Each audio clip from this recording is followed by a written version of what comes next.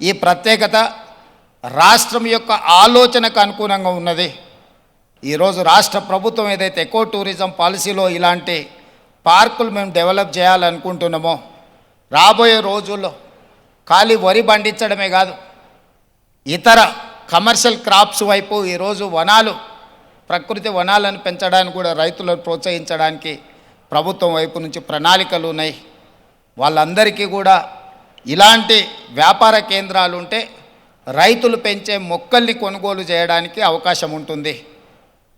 1,000,000 మొక్కల్ని తెలంగాణ రాష్ట్ర ప్రభుత్వం పెట్టాలంటే ఎక్కడో ఒకడ గ్రామాల దగ్గర ఆ మొక్కల్లో పెంపడానికి క్షేత్రాలు ఇస్తున్నాం.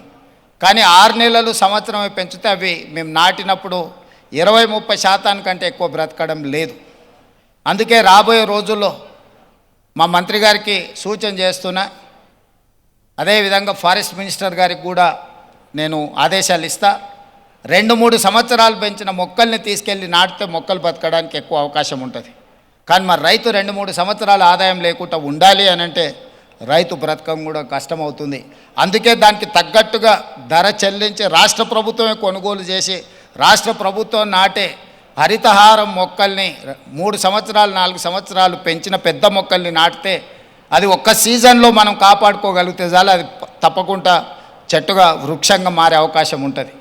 అందుకే రాబోయే రోజుల్లో ప్రభుత్వం యొక్క విధి విధానాలను చర్చించుకొని వాటిని సవరించుకొని తెలంగాణ రాష్ట్రాన్ని ఒక ప్రకృతి వనంగా మార్చాలని. అక్కడ రామయ్య గారు ఉన్నారు, ఒక సామాన్యమైన రైతు. మీరందరూ వారెవరో అనుకోవచ్చు. రామయ్య గారు ఆయన ఒక వ్యవసాయ కుటుంబం నుంచి వచ్చి మొక్కలు నాటే కార్యక్రమంలో భారత ప్రభుత్వం వారికి పద్మశ్రీ అవార్డు ఇచ్చింది. చిరంజీవి గారు రాణిస్తే చిరంజీవి గారికి పద్మభూషణ్ ఏ విధంగా ఒక రంగంలో రాణిస్తే ఇచ్చిండ్రో, ఒక రైతుకు కూడా మొక్కలు నాటడంలో రాణించినందుకు రామయ్య గారికి ఆ గుర్తింపు వచ్చింది. ఖమ్మం జిల్లాలో ఒక మారుమూల ప్రాంతంలో ఉండే ఒక వ్యవసాయ రైతు మొక్కలు నాటడం వల్ల పద్మశ్రీని సాధించిండు. అంటే ఒక కమిట్మెంట్, డెడికేషన్ ఉంటే ఈ ప్రభుత్వాలు గుర్తిస్తాయి, ప్రోత్సహిస్తాయి. రామయ్య గారు లాంటి వాళ్ళని మనం ఆదర్శంగా తీసుకోవాలి.